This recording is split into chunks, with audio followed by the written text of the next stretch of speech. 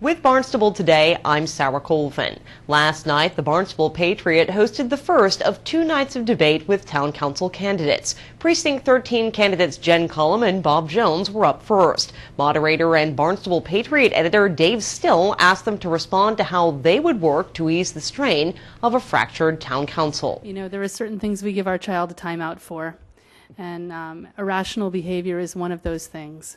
And I have to say that I don't know of any human resource department in the United States that would put up with the behavior that we're seeing from our town council, in that when you give someone a great review, you may not then call for their resignation without tallying up how much it's going to cost us, and then suddenly put a figure that is close to $400,000 on that when the person is doing their job well. To me, it's utter nonsense. And I don't know about the infighting. All I know is that for me, if someone shows that they love their work and they're devoted to their work and they do a good job and everyone agrees with that, months later you may not, just because you're upset with the way something happened, you may not recall that person for that. I think it's the infighting on the town council is doing nothing for our town. We're not moving forward. We're completely stalled. It's actually embarrassing to me as a voter that that's what's happening. My constituents that I speak to when they come in the store tell me that they are also fed up, and what's happening is we're really losing credibility. And honestly, in our precinct, Bob, where 10% of the people or less vote, do we really need to lose credibility more? I think not. I think it's time to focus on the future and work together to solve that. And I think that John Klim is a part of our future. Bob? Well, by example, when I was first put on the elected to the town council, I was immediately appointed to the steamship subcommittee that they had at the time, and mainly because of my 10 years background on the waterways committee. And one of the things that was happening at the time, there was a lot of political unrest with all of the various islands, and New Bedford wanted in the mix, and it was really a mess. The first thing that I did is I called up the Nantucket Selectmen and arranged a meeting to come over here to Town Hall and meet with us and discuss our mutual problems. They came over. I can't say our first meeting was really that enjoyable, but in any event, I did it 2 or 3 more times. I also called the islands of the Vineyard and in Tisbury, and I met with the selectmen in Tisbury along with all the councilors, and also in Falmouth. And by the time we were through, we were on a first name basis. We found that, you know, we really didn't have real different philosophical things. We just weren't communicating, and that has carried through. That cooperation right through today in the new enabling legislation of the Port Council. That's by example. Next up, Precinct 11 Councilor Hank Farnham and opponent June Daly. The two respond to a question about specific issues within that precinct. A community without any infrastructure for public water supply or for sewers, West Barnstable is probably the least equipped to see any benefits from a larger wastewater program. And I was wondering if you had any thoughts related to anything within that general field. How's that? Well, I do believe the betterment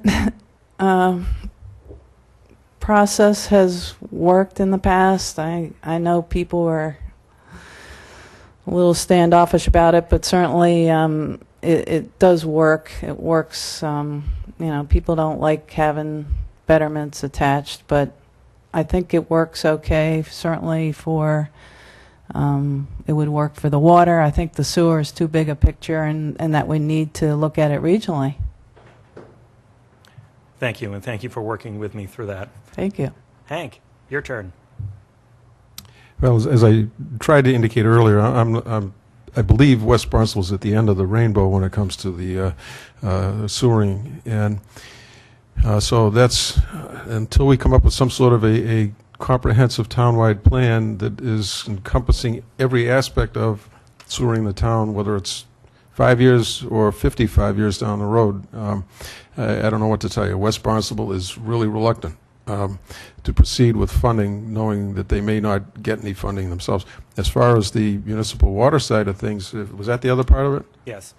I've asked that question in concert with a presentation with Chief Maruka, Chief of the West Barnstable Fire Department, in terms of a safety-related issue to try and get more municipal water around. As June mentioned earlier, West Barnstable is a large geographical area and a lot of roads that are kind of remote with limited residents on them. And so my goal and the chief's goal was to see if we could get interest from the residents in terms of fire protection, not just from the drinking water quality. And the substantial majority of the folks out there involved said, no, we don't want municipal water. And to be honest with you, I think the main reason for that has to do with potential for more development that would occur in West Barnstable that can't occur right now. So I don't see municipal water on the horizon unless it's kind of jammed down the people's throat. Do you have any follow-on? No, I think we agree there. Finally, Precinct 9 candidates, incumbent James Tinsley and opponent Bill Cronin, appeared. Here they respond to a question about providing incentives for businesses in town. There's kind of a problem with that, though. A couple of people have mentioned this before tonight. The amount of mitigation demanded by the town, by the Cape Cod Commission, basically turns developers off. They don't build here. There are a whole other raft of things that dissuade people from coming to the Cape, bringing businesses here. A lot of them are state-related. We see Fidelity sending 4,000 jobs to Bedford, New Hampshire. We see John Hancock sending 400 jobs down to Rhode Island. Those are the back office types of jobs that very easily could come to the Cape Cod, except state tax laws or whatever don't allow it. I'd like to see an effort put on to try and develop, especially Main Street. You know, go down Main Street in the winter, here in Hyannis, it's half empty. There are no cars, there are no people. If you could offer incentives for businesses to come in there, it would liven up downtown and make it something we could all be proud of. Thank you. James? I think all of us are in favor of incentivizing businesses to come to our community. I can't imagine anyone up here today or tomorrow would say no. We don't want any more business. We have had success. We've got the 500 block. We have the condos that we're trying to get the cooking school in. Of course, there's an issue with mitigation. Mitigation is generally, it's for the area of the project. What are you going to be doing to that area? How are you going to affect it? How are you going to affect traffic, water, safety, and paying for that? Am I a professional at that formula? Of course not. I'm not a financial professional, at least in that area, and just on the car side.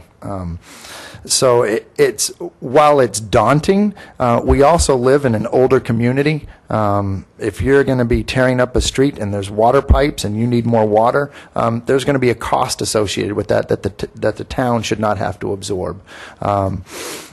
Tax incentives, you have to be very careful because just the question you asked us previously, what do we do with our budget? We do have services that we have to provide, so we can't give away everything. But it is true, it's difficult for businesses here, and some of it has nothing to do with the town. Look, when you're paying 30 cents more a gallon here than on the other side of the Cape, only because they had to cross a bridge. It's downright criminal. Something has to be changed there. It's not like they have to ship the gas on a boat or a plane. You're just going over a bridge. So there's other areas to look at as well. Thank you very much. The full debate can be viewed online at town.barnstable.ma.us. With Barnstable Today, I'm Sarah Colvin.